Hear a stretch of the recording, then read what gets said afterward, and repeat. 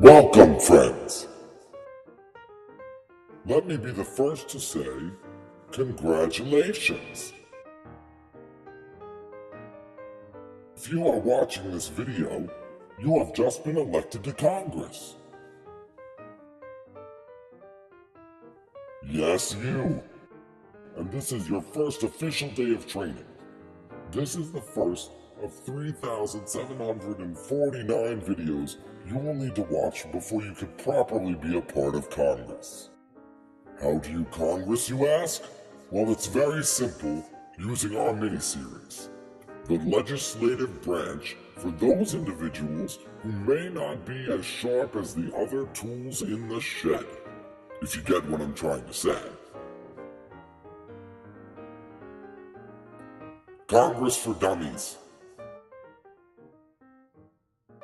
Yes, well, before we begin, if you three are ever going to be congressmen,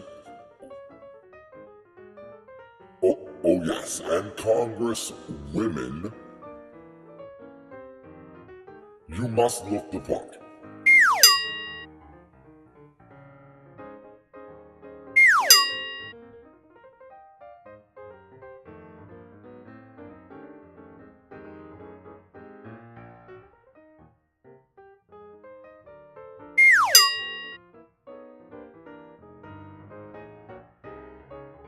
Better, much better.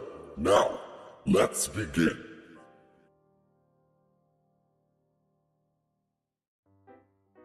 Sometime later,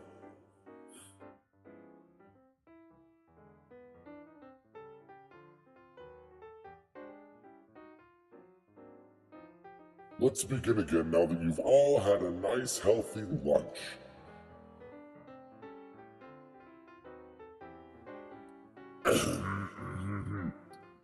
A healthy lunch, Congressman?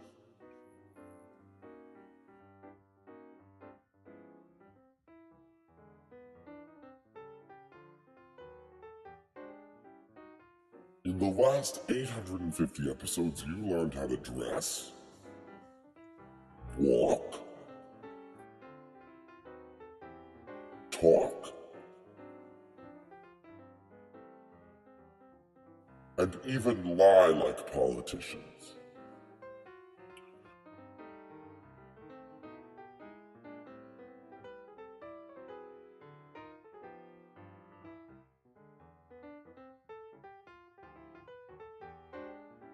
You also learned that the legislative branch has nothing to do with trees.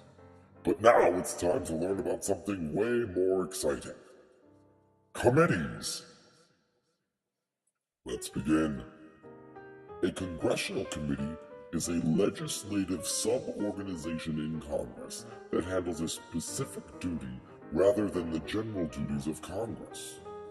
Committee membership enables members to develop specialized knowledge of the matters. Get this, Congress divides its legislative, oversight, and internal administrative tasks among approximately 200 committees and subcommittees.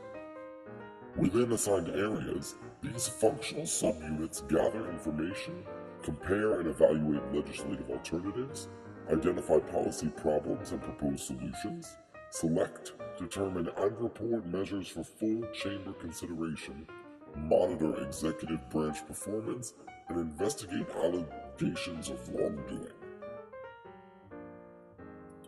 I know it's jaw-dropping, but the truth is, without the committees and subcommittees, Congress would not be able to function. There are too many issues to be handled in an orderly fashion by such a large group of people. It would be chaos. But wait, there's more. There are three main types of committees. The first we are going to be talking about is called a standing committee. No, you don't need to stand up to take part in a standing committee. Good. A standing committee is actually a permanent panel that handles the day-to-day business of Congress. Standing committees consider bills and issues and recommend measures for consideration by the respective chambers. There are 19 standing committees in the House and 16 in the Senate, and not only that, but senators and congressmen and women serve on multiple committees at a time. The next committee that is mainly talked about is the Select or Special Committee.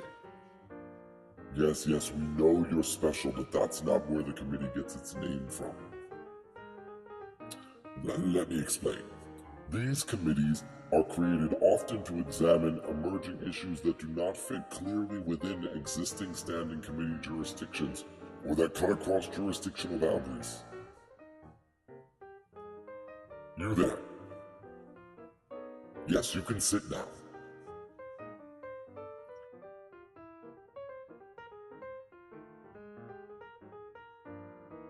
A select committee may be a permanent or temporary. Oh, for goodness sakes. You're still special. A select committee may be a permanent or temporary committee. Special or select committees can also be appointed by both the House of Representatives and the Senate to consider bills relating to specific issues. The proposed bills are sent to one or more related committees depending on the subject matter and content. The committee considers the bill in detail. If the committee approves of the bill, it moves on in the legislative process, and if it is not approved, then that is the end of that bill. Wait! There's one more. The final committee is called a joint committee. No, a joint committee has nothing to do with the joints on your body, not your elbow, not your knees, not your fingers or toes. No. That is not your question. Well, then what is your question? Yes, you may go to use the restroom.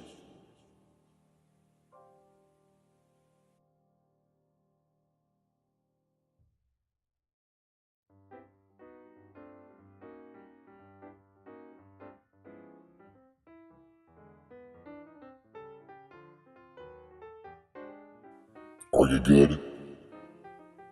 Good. Now, a joint committee is a permanent panel that includes members from both chambers, which generally conduct studies or perform housekeeping tasks rather than considering measures.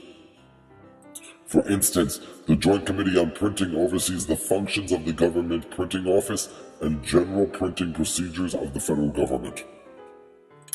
To go a little deeper, a conference committee is a temporary joint committee formed to resolve differences between competing House and Senate versions of a measure.